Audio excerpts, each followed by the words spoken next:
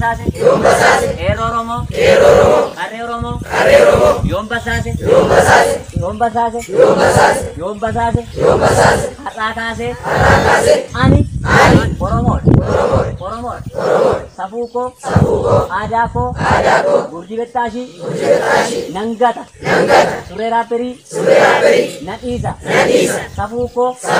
nankabaja, harakase, oromo, oromia, ero, arre, himbasas, yom basase, ingni, jaalani, gamojile, oromia kesat, angalae, ingni, ero romo, arre romo, oromia, ispalti, oromia kesat, ole oromia kesat, angalae, lolatae, nanyat, lafeen, gootota, oromo, gamojile, oromia kesat, cacabe, lafeen, ero romo, arre romo, ispalti, oromia kesat, cacabe, walitti qabe, qoree nawaran, yoom basase, nawaran, yoo walamanne, nawaran, harakase, oromo, oromia, walqita, alakoof, alanama, walqita, nan ilaala, yoom kana, gochuu baate, yoom kanarraa, jallatte, ani nyaatti, narraa fagaatu, anna nyaatti, nattaayyaatu, yoom kana, gochuu baate, fuuldura koo, duubaa koo, fuulduraa koo, allimannee, naan qajeelii, yoo qajeele, naan guddatii, yoo guddate, naan dubbatii, yoo barate, bakka gaarii, naan gahii, keenko, doobbiyaa ta'u, allikoo, walqixxummaa, akka ilma Oromooti, akka intala Oromooti, akka safuu Oromooti, nan eegsisa, aadaa Oromoo, safuu Oromoo, nan eegsisa, biyya keenya irratti hin baqannu, hin falmanna, abeenyaan, yaadaan, waraana, bilisummaa Oromoo, bukkee dhaabbannee, waan dandeenyu ni gargaarra, yoo dadhabne, haga wareegama, lubbuutti, bukkee hin dhaabbanna, yoo kana, gochuu baanne, waan amma jenne kun, mallattoo gaaffii ta'ee, lafa aboosha deemutti, lafa amantiitti, maaddii nyaataa irratti, naa iyyaafatu, dhiigni goototaa, naa iyyaafatu, dhiigni qarree, naa iyyaafatu, dhiigni qeerroo, naa iyyaafatu, manni Oromoo, manni nagaan, inni gubatu, yoon kana godhe, dogoora tokko yoon dalage, Oromoo kana irratti yoon dalage,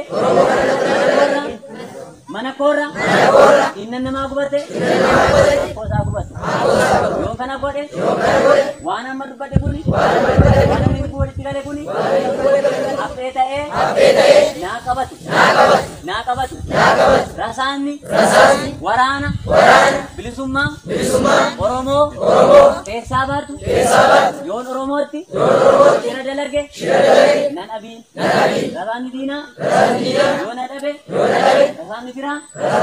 nan abiin, har'aa kaasee, Oromoo, Oromiyaa, walqixa, ilaalee, har'aa kaasee, waan hin qabuun, akka wareegama lubbuutti, bukkeen dhaabbarta, yoo kana gochuu baatte, waan amma dubbatte kuni, gaara ta'ee, narrattaa jiru. Injifannoon, uummata Oromoo, agas. Bilisummaa Oromooti, walitti amanee, har'aa kaasee, kaayyoo kana,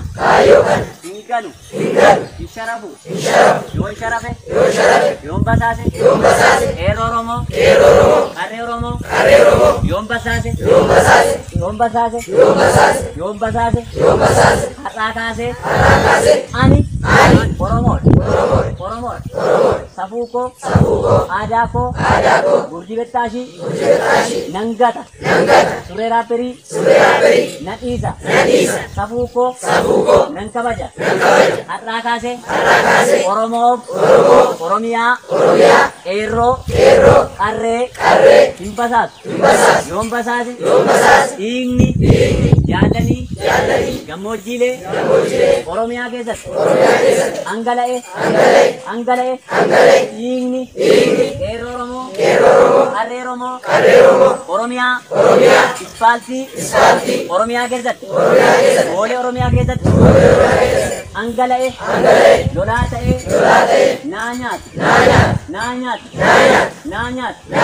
lafeen gootota Oromoo gammoojjiilee Oromiyaa keessatti caccabe lafeen qeerroo Oromoo qarree Oromoo ispaaltii Oromiyaa keessatti caccabe walitti qabee qoree ta'ee naa waraana yoom basaase naa waraana yoo walamanne naa waraana har'aa kaasee